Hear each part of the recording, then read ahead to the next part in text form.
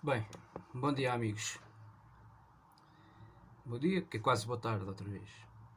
Bem, eu não costumo fazer isto, mas eu hoje vou fazer porque acho que é uma fase importante do campeonato e acho que se impõe. Eu não costumo fazer análise aos jogos dos rivais, mas é pá, eu tenho vontade de fazer, de falar com vocês deste e fazer aqui este rescaldo deste jogo de ontem do Benfica nos Açores com Santa Clara. Epá, eu sinceramente eu tenho visto o Benfica nos últimos anos, porque de uma forma ou de outra eu acabo por sempre acompanhar aquilo que vão sendo as prestações dos rivais. E o Benfica, pronto, o ano passado fez uma primeira volta razoável boa, no fundo só perdeu em casa com o Porto em toda a primeira volta, e depois na segunda volta foi o descalabro total. E eu acho que o Benfica desta primeira volta está a ser um misto do Benfica da primeira volta da época passada, e foi no início foi um bocadinho assim, com, curiosamente, o Benfica da segunda volta da época passada. E portanto, isto é o que nós temos visto, não é? Nós que acompanhamos o jogo, a bola. E mesmo nós, adeptos rivais, e não conseguimos encontrar uma explicação para isto. Uma equipa que fez um investimento de 100 milhões, que continua todos os anos a fazer grandes investimentos ao nível do mercado, continua a fazer sempre muitas aquisições porque tem uma disponibilidade financeira, eventualmente, que os outros não têm. Agora, o Benfica gasta-se perto de 100 milhões de euros, traz jogadores internacionais dos seus respectivos países, um internacional belga, um internacional brasileiro, um internacional uruguaio, um internacional, sei lá, 2 internacionais portugueses. É inexplicável. Um internacional alemão. É inexplicável as exibições destes jogadores em cada 45 minutos de cada jogo. Ninguém consegue explicar os 45 minutos da primeira parte em Barcelos com o Gil Vicente. Ninguém consegue explicar os segundos 45 minutos da segunda parte com o Porto. Ninguém consegue explicar uma segunda parte daquelas com o Portimonense. E ninguém consegue explicar que o Benfica, em 53 minutos, volto a repetir, 53 minutos da segunda parte nos Açores com o Santa Clara, que o Benfica não consiga criar uma situação de golo. Houve aquela bola de ressalto e de carambola dentro da área, aquelas duas oportunidades na mesma jogada, que o Benfica podia ter feito golo. É inacreditável como aquela segunda bola conseguem atirar para as couves quando tinha ali a baliza perfeitamente escancarada. Aquela segunda bola de recarga. Até isso, esta equipa falha. Depois, eu não consigo compreender como é que depois de uma primeira parte razoável, que o Benfica até consegue sair bem em transições rápidas, chega ao gol numa jogada, se calhar na jogada mais bonita do jogo, uma jogada de grande qualidade, e que o Luka Waldschmidt e o Rafa combinam muito bem. Depois o Darwin faz um excelente movimento de avançado e acaba por fazer o gol. E depois logo a seguir é verdade que o Luka pode perfeitamente, depois de assistir e estar na jogada do primeiro gol, pode fazer o segundo gol, tem uma grande oportunidade dentro da área. O Benfica tem mais oportunidades claramente na primeira parte do que na segunda, porque na primeira parte a equipa joga melhor, joga mais compacta, e tem mais intensidade de jogo, tem o jogo mais controlado, até a meu ver, do que teve na segunda parte. É verdade que o Santa Clara veio para a segunda parte com uma predisposição completamente diferente, mas o Santa Clara era obrigado a isso, porque na primeira parte o Santa Clara praticamente raramente chegou à baliza do Benfica. Houve só aquela jogada que o jogador pega na bola à entrada da sua área e vai por ali fora. Essa situação, por exemplo, já na primeira parte é completamente inaceitável. Como é que o jogador do Santa Clara pega na bola praticamente na sua área e vai até à área adversária do Benfica criar uma situação de golo sem que ninguém faça uma falta? É inexplicável este meio campo do Benfica deste ano. Nem Jesus, nem Rui Costa, nem Luizão conseguem explicar este meio campo do Benfica. Como é que Vieira não dá reforço para este meio campo do Benfica a Jorge Jesus? Pá, porra, faz-me uma confusão tremenda. Eu não consigo entender este meio campo. Não consigo perceber este meio campo. Este meio campo é inexplicável. E portanto, isto leva qualquer benfiquista que se preze, isto leva qualquer benfiquista à loucura.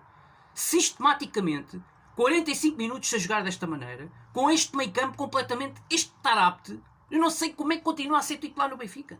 Tarapte. Não sei como é que acham em Portugal, que Tarapte, que é um dos melhores jogadores do Benfica em termos técnicos. Não consigo perceber, meus amigos. Não consigo perceber. Faz um jogo medonho na Supertaça com o Porto. É um jogador que em termos posicionais não percebe nada daquilo. Nada, zero. É um jogador que tem de jogar sempre muito mais à frente no meio campo. E o Jorge Jesus mete-o a jogar na dupla do meio campo. Tarapte, no máximo dos máximos, tem que jogar na posição onde joga o Luca Waldschmidt, onde joga o Chiquinho. É ali que ele tem que jogar.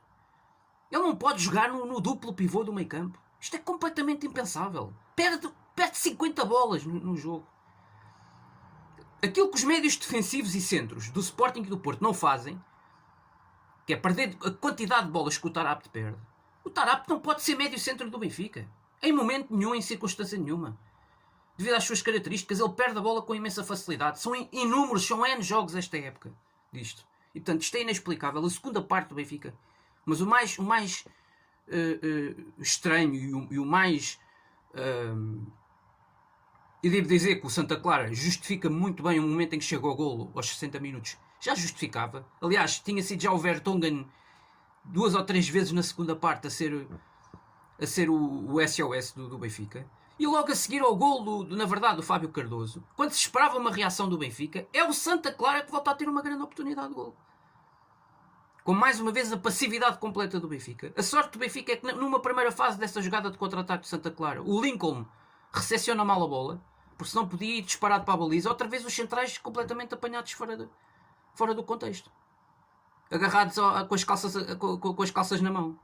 Pá, isto é sistemático, é jornada após jornada. O Benfica tinha acabado de sofrer o gol num lance de bola parada e logo a seguir pode levar com o 2-1. E é uma passividade do meio campo do Benfica, que é uma coisa completamente aberrante. O problema deste Benfica, eu já não tenho dúvidas nenhumas disto, é o meio campo do Benfica. O Jesus tem que trabalhar muito, de forma muito, tem que alterar muitas coisas nas dinâmicas do meio campo do Benfica. Ele, para jogar com 2 no meio campo, não pode ter estes jogadores com estas características. Isto é mais do que óbvio. Porra, não é preciso ser um treinador de futebol, não é preciso tirar um curso. Isto até o Ruben Amorim via esta porcaria. Não é? Não é preciso tirar um curso para perceber que o problema deste Benfica, que está a bloquear o Benfica e que faz com que o Benfica jogue N partes dos jogos mal, não é? E que a equipa bloqueia completamente, é o meio campo. Porque eu penso que, a meu ver, a defesa melhorou um pouco. O Benfica já não sofre 2-3 golos por jogo. E acho que aí a defesa melhorou. O ataque tem responsabilidade de fazer muito mais. Eu não entendo como é que uma segunda parte toda, um ataque que tem Darwin, que tem Rafa, que tem o Luca Waldschmidt, tem Everton de Cebolinha. Eu não percebo este Everton de Cebolinha. Ora faz um jogo bom, ora faz 2 jogos horríveis, péssimos, completamente desligado do jogo. Um gajo que é um internacional brasileiro. E a atitude que ele tem quando sai, quando é substituído, é inaceitável. Eu num clube, se fosse no meu clube, no Sporting, nunca aceitaria. No próximo jogo não era titular de certeza. Fosse ele internacional canarinho, fosse ele internacional belga, fosse ele o Neymar ou o Messi. Não era titular com uma atitude daquelas comigo. Não respeito aos colegas de equipa. O Benfica não tem uma liderança no balneário. Isto é mais do que evidente. Porra, não há ali um capitão que puxa ali pelo Everton de Cebolinha e diga: meu amigo, tu aqui não podes fazer isto que tu acabaste de fazer. Nunca na vida. Não há um líder, um capitão no Benfica, nem dentro do campo, nem fora do campo. Este Jorge Jesus é um treinador completamente apático. Eu tive Jorge Jesus 3 anos no Sporting. O que eu vejo hoje no Benfica, em 6 meses, é um treinador completamente apático. Não consigo entender. Parece que um treinador que está ali morto. Está ali completamente inativo. E isto, de facto, o Benfica são imensos problemas. O Benfica nem sequer pode olhar para os rivais. O Benfica, dentro da sua própria casa, o Benfica tem a tenda a arder. Tudo aquilo arde. Internamente, externamente. E o Benfica tem...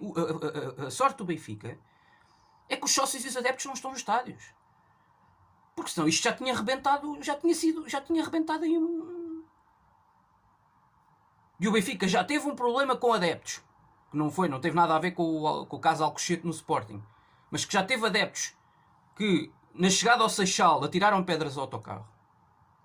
Isso foi uma coisa completamente inaceitável. Que levou, inclusive, a 2 jogadores que tivessem que ir para o hospital. E, portanto, o Benfica já sabe que isto, se os adeptos regressam e voltam, o Benfica, a jogar como joga, vai ter muitas dificuldades. E, portanto, alguém internamente do Benfica, eu não entendo este silêncio aparente do presidente, Luís Filipe Vieira. Ganhou as eleições em outubro e está há 3 meses, parece que está fechado deve estar a ver se lhe dá uma luz. Como aconteceu com o Bruno Lage. Está a ver se lhe dá uma luz. Pá, isto realmente é... O Benfica, neste momento, tem que alterar e modificar muitas coisas. O Benfica, neste mês de janeiro, tem um calendário tremendo. O Benfica tem que ir ao Alvalade, tem que ir ao Dragão. E o Benfica a jogar o que está a jogar, garanto-vos que não ganha em Alvalade e no Dragão. Com esta atitude competitiva, com estes jogadores que só jogam quando querem e quando lhes apetece, o Benfica seguramente não ganha no Dragão, nem ganha em Alvalade. E o Benfica costuma ter bons resultados em Alvalade, mas eu duvido que o Benfica sequer empate em Alvalade a jogar como está a jogar. É muito difícil, muito difícil. É para não dizer que é praticamente impossível. O Benfica, neste momento, se nada muda nestas próximas 2 semanas, eu arrisco-me a dizer que o Benfica chega ao final de janeiro fora da luta pelo título. Fora da luta pelo título. Porque o Porto está a crescer, jogo para jogo.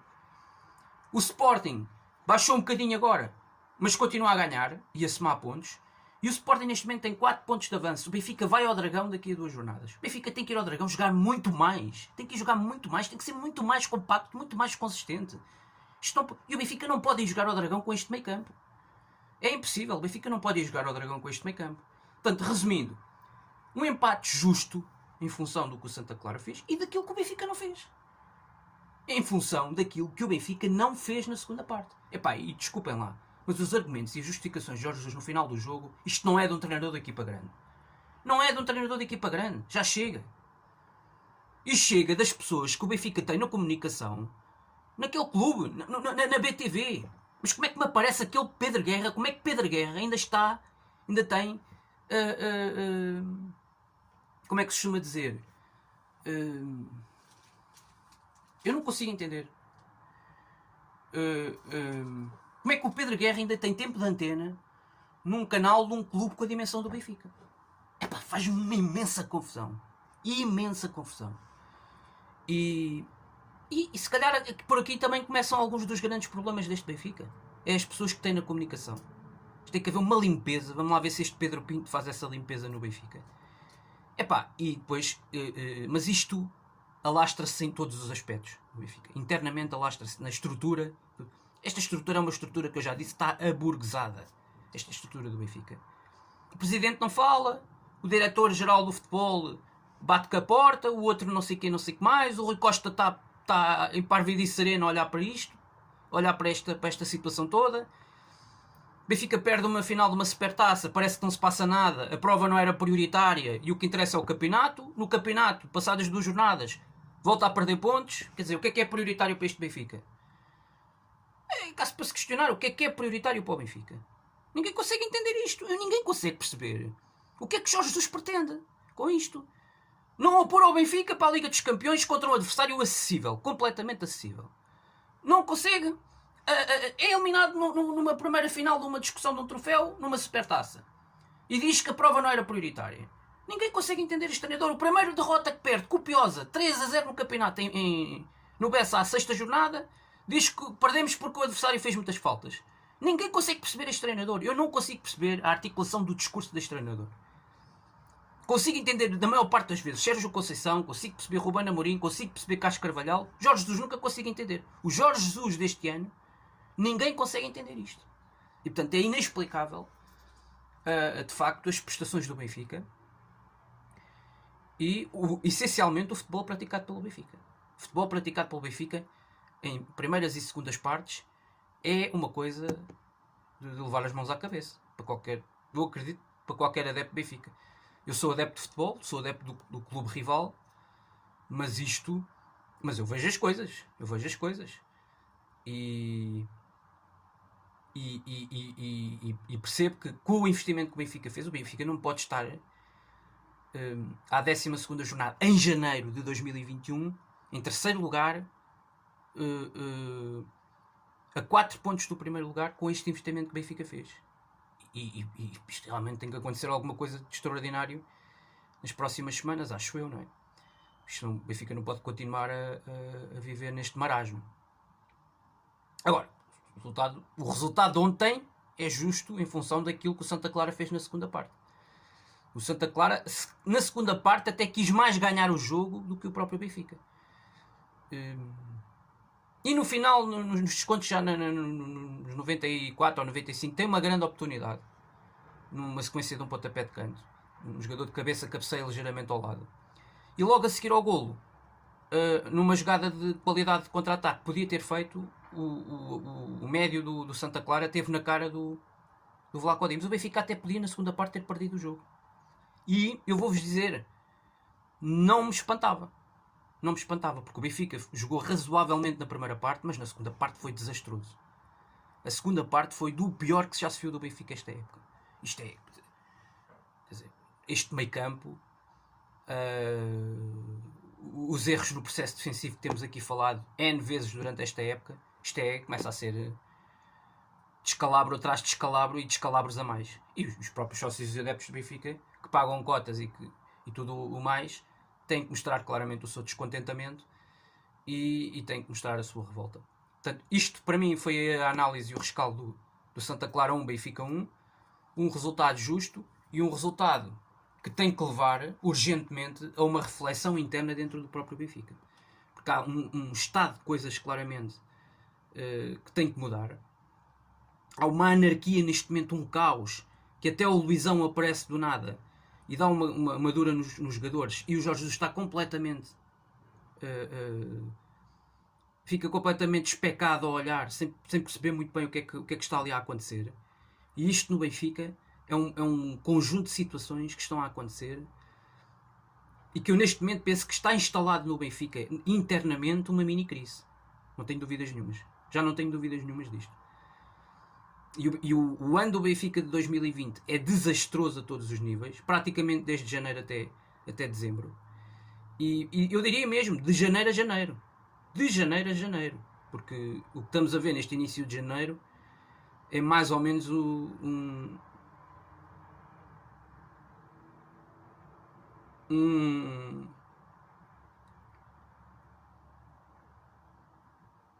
voltar a fita atrás em relação àquilo que foi 2020 do Benfica.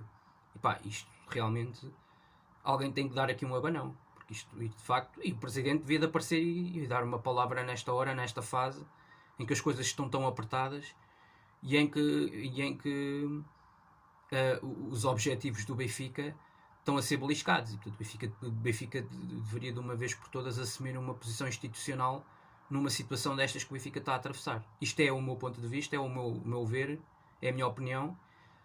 Agora caberá a quem está dentro do Benfica, não é nenhum sócio nem adepto do Benfica que vai mudar as coisas. Quando o podiam ter feito, tiveram uma grande oportunidade em outubro, não o fizeram. Neste estado anárquico em que o Benfica está mergulhado, não o fizeram, decidiram que o presidente que lá estava era o presidente que devia de continuar. 65% tiveram esse entendimento e portanto o Benfica vai continuar dependente deste homem mais 4 anos, quer se queiram, quer não. Portanto, isto foi o que eu disse em relação ao Sporting com o Frederico Varandas há 2 anos. E digo a mesma coisa agora para os benfiquistas em relação ao Vieira. 65% legitimaram a posição qualquer posição que o Vieira agora assuma no Benfica. Qualquer uma. Que eu falo mais, que eu falo menos, que eu faça isto, que eu faça aquilo, que ele despeça um diretor-geral do futebol e que meta lá outro. Que meta um diretor-geral de conteúdos da BTV e tire um e meta lá outro. Ele pode fazer aquilo que ele quiser, está legitimado pelos sócios. A partir daqui, quer dizer... como a mesma coisa acontece no Futebol Clube Porto em relação ao Pinto da Costa. As pessoas vão a votos. As pessoas vão a eleições. Vão votar como se aquilo fosse uma brincadeira. Não pode ser. É como fazem aqui em Portugal, a nível da sociedade em geral, quando vão votar nas eleições autárquicas, nas eleições presidenciais, fazem a mesma coisa. Vão ali meter uma cruz como se estivessem a meter uma cruz no Totobola. Ou no Euromilhões. Nos números. E isto não são números. Isto não são números. Isto é uma coisa séria. é o futuro dos clubes, é o futuro da sociedade que está em jogo. Portanto, isto não é uma brincadeira. E a meu ver, parece-me que alguns sócios vão votar como se aquilo fosse uma brincadeira, em que é só preciso lá meter uma cruz num gajo qualquer. Pá, isto é num partido qualquer, num clube qualquer, numa lista qualquer. Pá, isto é completamente inaceitável, inacreditável. Há sócios do Benfica que votaram no Vieira pelo que ele fez há 18 anos, ou por aquilo que ele fez há 10 anos, ou por aquilo que ele fez há 15 anos. Pá, e não podem continuar a viver no passado. Quer dizer, os adeptos do Benfica não podem continuar a viver no passado. O que é que tem sido as prestações do Benfica nas competições europeias nos últimos anos? Tem sido zeros. Tem sido um desastre. A mesma campanha que o Benfica fez na Liga Europa exigia-se muito mais. Agora vai apanhar numa primeira eliminatória, numa primeira fase a eliminar, uma equipa logo como o Arsenal, do topo da Premier League. Porquê? Porque não conseguem terminar em primeiro um grupo com o Glasgow Rangers. Portanto, epá, isto o que querem que eu diga? Como é que uma equipa destas quer ir competir para a Champions? Sinceramente. Com estes resultados que tem na Liga Europa. Empata com o Standard Liège, uma equipa banalíssima do futebol europeu. Uma equipa que nem sequer é uma das mais fortes da Bélgica. Pá, isto é um descalabro total, o Benfica. O Benfica é um descalabro total. Quer dizer, pá, isto... O Benfica... Quem está lá dentro que assuma as responsabilidades. De qualquer forma, também quero aqui desde já dar mérito ao Santa Clara em relação ainda ao jogo de ontem e dizer que o Sporting e o Porto foram jogar aos Açores já esta época desportiva e tiveram imensas dificuldades para ganhar. O Porto fez um remate, fez um gol, mais nada, o resto foi 0, e o Sporting teve mais oportunidades, teve 3 ou 4 oportunidades e acabou por fazer só 2 golos e acabou por chegar ao segundo golo já aos 80 e tal minutos, porque até aos 80 minutos o jogo teve sempre empatado 1-1, mas sempre com o Sporting a ter mais domínio e a criar mais chances, bolas nos ferros, etc, etc, mas a fazer muito mais pela vida do que o Benfica nos Açores fez neste jogo. Portanto, eu acho que este resultado é justo, permeia um pontinho, permeia aquilo que foi o esforço e a entrega dos jogadores de Santa Clara, sobretudo na segunda parte, e castigam uma equipa do Benfica que nunca conseguiu ser perigosa, nunca conseguiu entrar no bloco do Santa Clara, no bloco defensivo, praticamente durante 53 minutos da segunda parte. Portanto, o resultado só podia ser este, não podia ser outro qualquer. O Benfica não podia continuar a ter a sorte que eu já tenho acompanhado nas outras jornadas anteriores. Em algum dia isto ia acabar por acontecer. E aconteceu nos Açores e a meu ver aconteceu bem, justamente. Parabéns ao Santa Clara. Em relação ao Benfica, há que fazer uma reflexão interna, porque vêm aí jogos decisivos desta temporada, ainda durante este mês de janeiro, e isto não há muito tempo para lamber feridas. É preciso foco, determinação, é preciso fazer 90 minutos com muito mais qualidade e ter muito mais consistência de jogo ao longo dos 90 minutos. É preciso mudar algumas dinâmicas, porque alguma coisa tem que alterar-se no Benfica. Isto é objetivamente a minha análise, o meu rescaldo. E portanto voltarei aqui na próxima, em princípio sexta-feira, para fazer o rescaldo do Nacional Sporting, que é o meu clube e que é o clube sobre o qual eu tenho feito mais análises aqui, jornada após jornada. E obviamente fico contente com esta perca de 2 pontos do Benfica nos Açores, porque permite que o Sporting esteja com neste momento 4 pontos de avanço para Benfica e para o Futebol Clube do Porto, antes dos dois se defrontarem a meio deste mês de janeiro. Isso eu penso que foi muito importante nesta fase, neste timing, para o Sporting. Ok? Então, uma boa tarde a todos e saudações desportivas.